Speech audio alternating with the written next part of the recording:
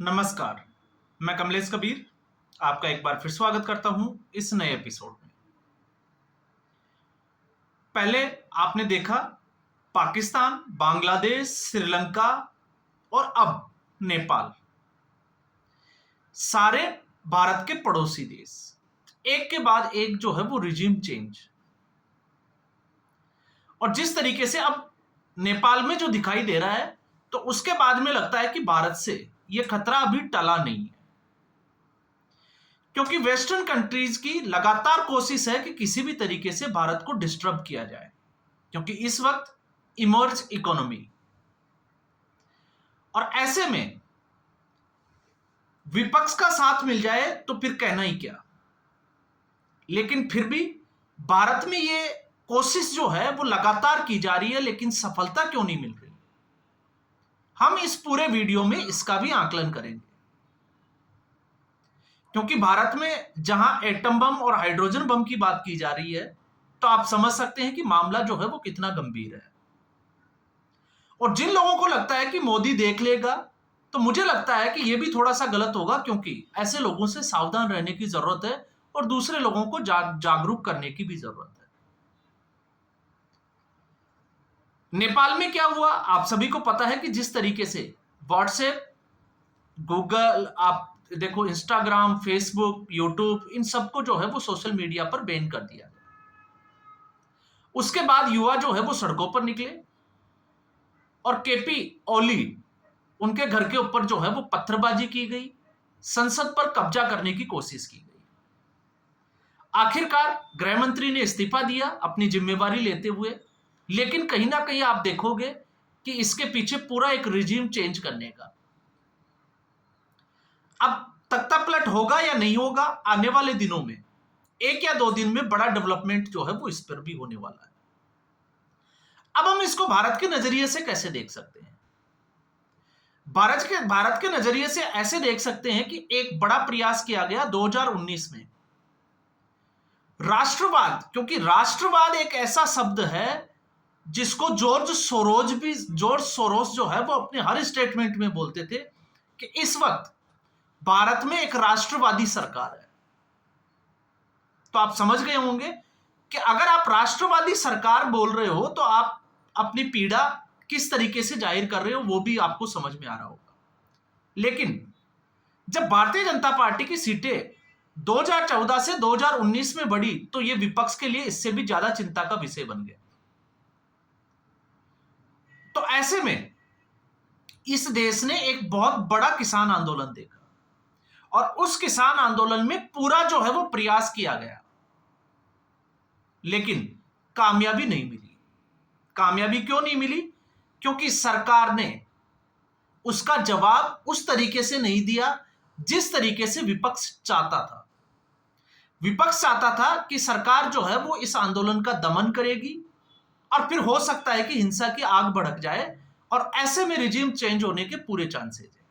तो वो विपक्ष ने करके देखा। विपक्ष ने हर तरीके का जो है वो एक एजेंडा चला के देखा, लेकिन वो कामयाब नहीं हुए। अब ऐसे में ऐसा नहीं है कि विपक्ष, फिर इसमें जो है वो सुप्रीम कोर्ट, सर्वोच्च न्यायालय जो है वो भी चुप नहीं बैठता, क्योंकि सर्वोच्च न्यायालय जिस तरीके से फैसले लेता है वो भी कहीं ना कहीं जो है वो इस बात की ओर इशारा करते हैं कि हाँ ये पॉसिबल है। अब मैं ऐसा क्यों कह रहा हूं?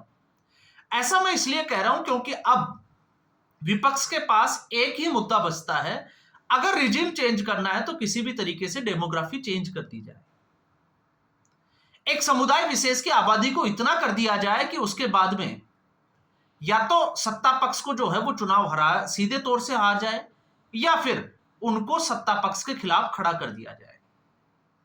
तो इस वक्त चुनाव आयोग बिहार में एसआईआर कर रहा है। अब एसआईआर कर रहा है तो कांग्रेस पार्टी की सरकार भी ये कहती थी कि इस देश में जो है वो घुसपैठियों की समस्या है। तो उस वक्त से जब ये समस्या चलती आ रही है तो फिर इसका समाधान क्या है? तो समाधान ये है कि घुसपैठियों की पहचान की जाए।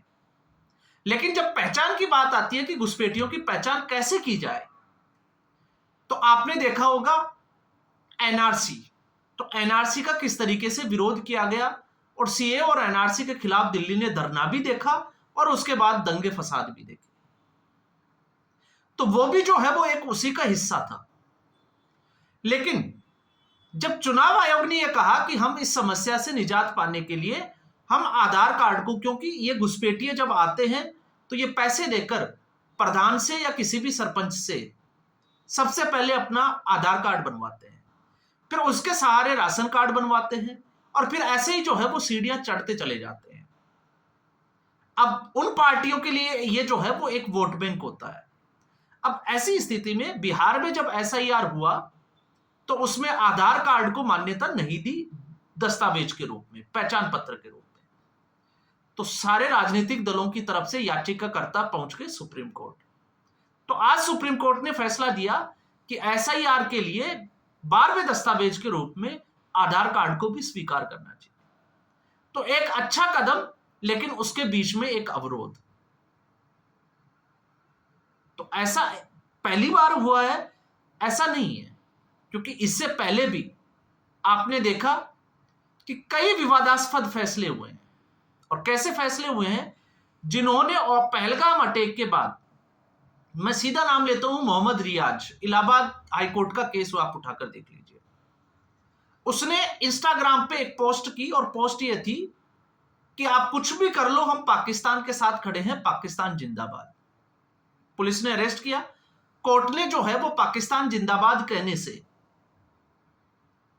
क्या होता है यह टिप्पणी करते हुए सीधे तौर से जो है वो जमानत दे दी।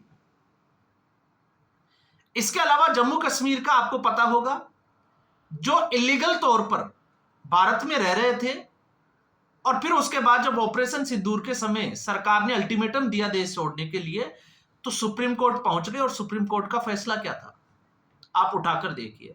तो अब ऐसी स्थिति में एसआईआर, और जब हम, और सुप्रीम कोर्ट यह भी कहता है कि यह नागरिकता का प्रमाण नहीं है, तो फिर इस देश में इस तरीके की कंट्रोवर्सी क्यों?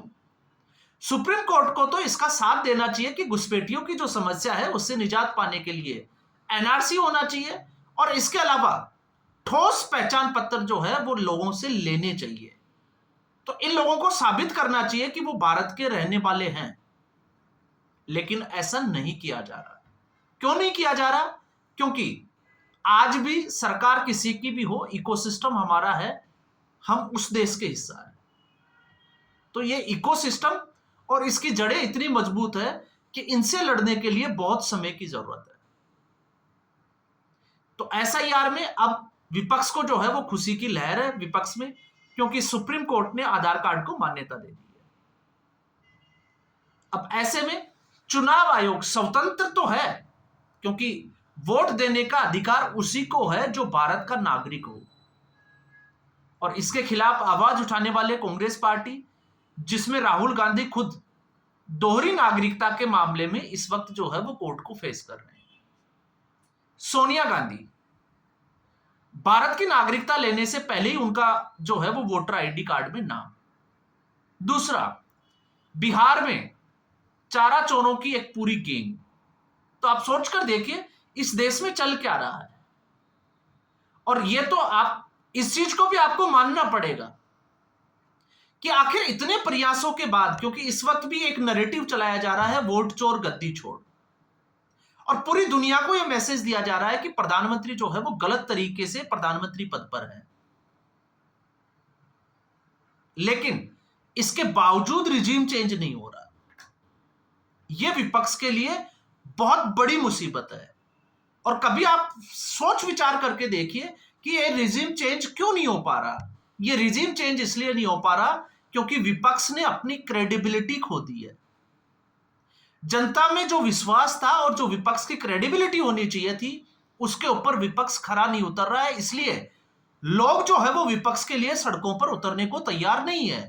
अगर सड़कों पर उतरने को तैयार हो जाएं तो फिर जो है वो ये हालात बदल सकते हैं, और ऐसी स्थिति में खतरा जो है वो बढ़ सकता है। और ऐसा मैं क्यों कह रहा हूं?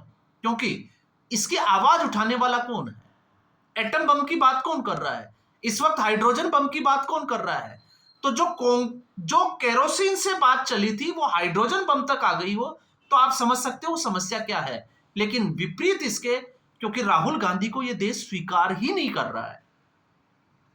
2004 के बाद से बड़े प्रयास किए गए राहुल गांधी को लाने के लिए, लेकिन देश की जनता ने इसको सिरे से खारिज कर दिया। और 2014 में जैसे ही राहुल गांधी ने कमान अपने हाथ में ली, तो क्रेडिबिलिटी खत्म कैसे की राहुल गांधी ने, बिना सिर माथे के मुद्दे उठाकर जो है वो क्रेडिबिलिटी खत्म कर दी। और आज भी उसी स्थिति में है, क्योंकि कांग्रेसियों को इस बात से जो है वो चिढ़ बहुत लगती है। लेकिन आप समझ कर देखिए कि उपराष्ट्रपति के चुनाव होने वाले हैं और नेता प्रतिपक्ष मलेशिया में लंकावी द्वीप के ऊपर जो है वो छुट्टियां मना रहा है। तो आप उसकी गंभीरता देखिए भारतीय राजनीति को लेकर। ऐसे लगता हो जैसे इस परिवार ने राहुल गांधी के ऊपर राजनीति जबरदस्ती थोप दी हो। और फिर उसके बाद में चुनाव हारने के बाद में, क्योंकि हरियाणा का विधानसभा चुनाव जब सीटों का बंटवारा हो रहा था और जब टिकट वितरण की बातें चल रही थी, तब राहुल गांधी अमेरिका में छुट्टियां मना रहे थे, अमेरिकी दौरे के ऊपर।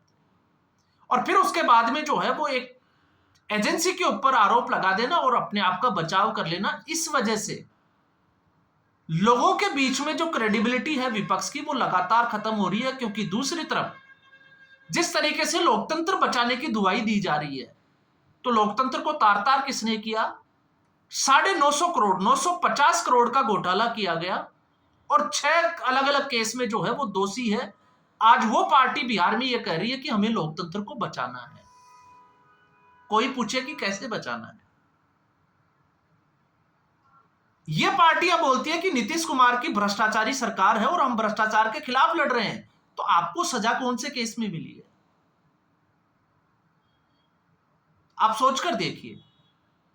अब कोई ये कहता है, आप खुद सोचकर देखिए कि नरेंद्र मोदी ने भ्रष्टाचार किया, तो नरेंद्र मोदी के पास है क्या?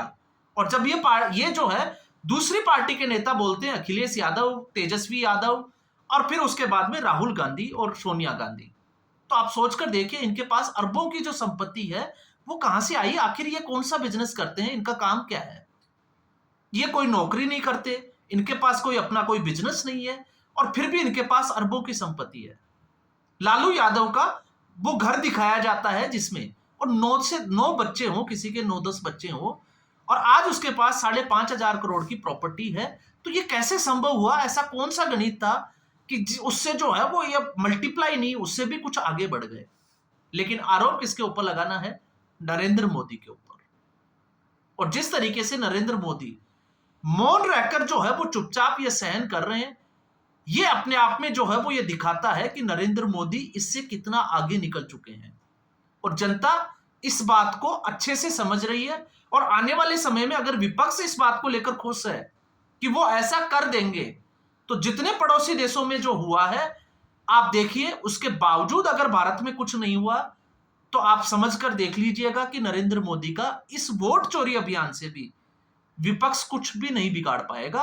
विपक्ष को असली मुद्दों पर, असली राजनीति पर आना पड़ेगा, जनता के सामने विजन लेकर जाना पड़ेगा। बिहार चुनाव है, लेकिन विपक्ष के पास कोई बिहार के लिए रोड मैप नहीं है, सिर्फ वोट चोरी चिल्लाते रहना है। और अब एनडीए जब जाएगा तो आप देखिएगा एक रोड मैप जाएगा अगले 5 साल और अगले 10 साल के लिए। यह है दोनों में, सत्ता पक्ष में और विपक्ष में, राजनीति का अंतर, जिसको देश भलीभांति समझ रहा है। अब ये विपक्ष क्यों नहीं समझ पा रहा, ये विपक्ष की मंशा पर जो है वो सवाल जरूर खड़े करता है। तो आज के एपिसोड में बस इतना ही। उम्मीद करूंगा वीडियो एपिसोड आपको पसंद आया होगा। वीडियो को लाइक करें, शेयर करें, चैनल जरूर सब्सक्राइब करें। धन्यवाद।